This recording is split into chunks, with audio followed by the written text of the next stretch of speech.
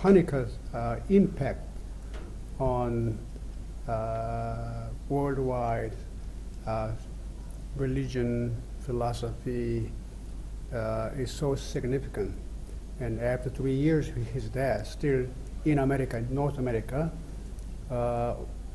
we a lot of growing concern about the global aspect, pluralism, and religious diversity.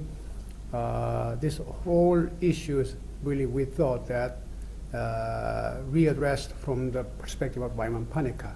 So we have to put them together in a way that people who were influenced by Panikkar will be able to come here to talk about how Panikkar, in a way, shaped, influenced the way we think.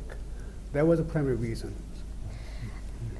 And also, it is very important to create the next generation of scholars, young people, who can truly understand Panikkar and who can teach their students. Thereby, we can continue this kind of insight to be alive and relevant. So that was another reason why we decided to have this meeting at this time. There are three different kind of people. Say, for example, people like us who studied under Panikkar, or people who knew Panikkar were in America or India, Spain, all different part of country. They met Panikkar in a different context. And or some people who never met Panikkar, yet deeply influenced Panikkar's idea. So we trying to put not only his own, the director, the student, but also people who met and deeply inspired by Panikkar. And then here in North America, people who never met actually Panikkar, but through his writings, deeply inspired and persuaded by Panikkar's argument. So that this is the kind of occasion we get together all of the three different peoples.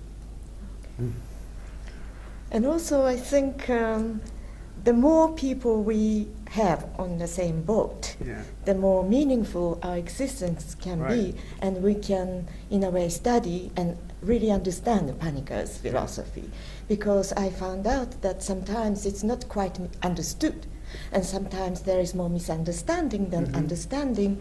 So one of our efforts was to truly read him in the context.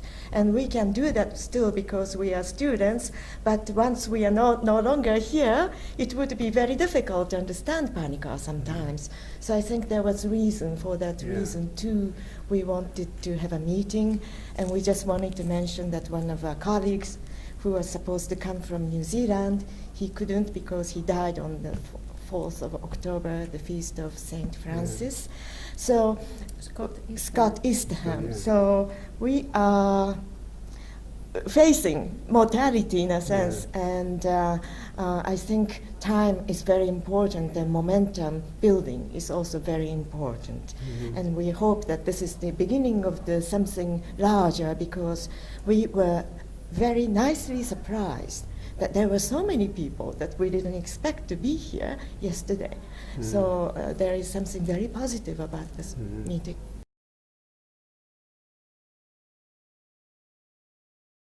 The focus, not just only one, there are several actually issues what we are dealing with. Number one, as Michiko said, there is certain kind of the succession of his legacy. We have a sense of urgency because we are losing our own generation, like Scott Eastham and Warren Lu and Rod Webb. So I personally felt that somewhat we have to make it more available, Panikkar's idea, make more available to other people beyond the small circle. And so we focus to bring the people to here, more inclusive. That's one focus. And the second one is that we have a sense of a certain timing, because now it's modern Panikkar always criticized modernity. Now 21st century, now it's postmodern era. And how Panikkar can be meaningful to the people who live beyond 20th centuries, beyond scientific, rational, modern age. So in that sense, we are able to make more meaningful way to connect Panikkar's idea to the people who are longing for new vision, new ideas. Also, I'd like to add one thing. It is very difficult to categorize Panikkar. Right. And this American Academy, for example, we had a hard time being accepted a proposal because they want to classify him in the theology, for example. And comparative religion, they said why? Because Panikkar was much larger as a thinker, much more universal, and he just doesn't nicely fit into one category. And we wanted, in a sense, challenge that the compartmentalizing mentality also to bring the message, as Yan Chan said, it's a challenge to modernity and post-modernity. And I think it's essential that we have a correct perception of what Panikkar was trying to do, and a lot of things are not yet understood, or they haven't yet read. So I think there is more to be done, and that's one of the focuses, yes.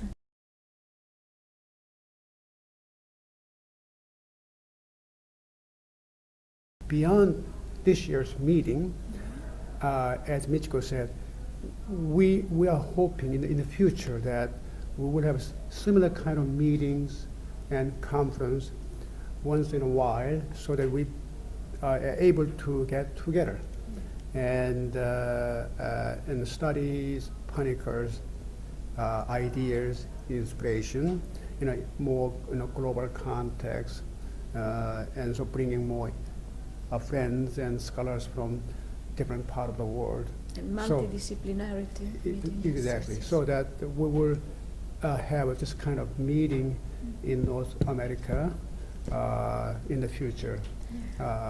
That's what I really hope. Yes, for example, this year we had John Blackman, who is a practicing attorney of mediation, and he actually put Panikkar's principle of dialogue to his practice of law. Right.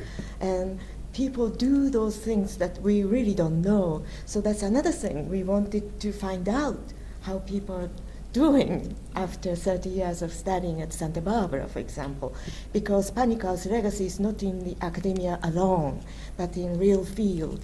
And I think that's a true testimony to his philosophy.